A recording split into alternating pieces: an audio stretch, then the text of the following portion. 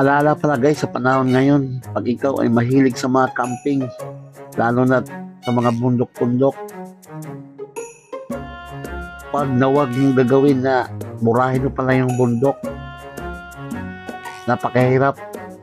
Mamaya, bigla ka na lang masuntok dahil minura mo yung bundok.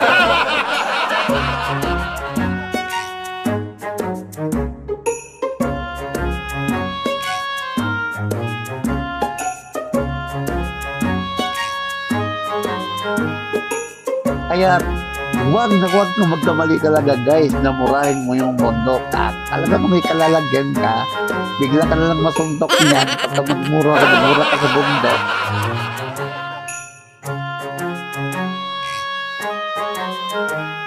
So sa lahat talaga dyan na mahilig sa camping guys, paalala lang, huwag magmura sa bundok na hindi masuntok.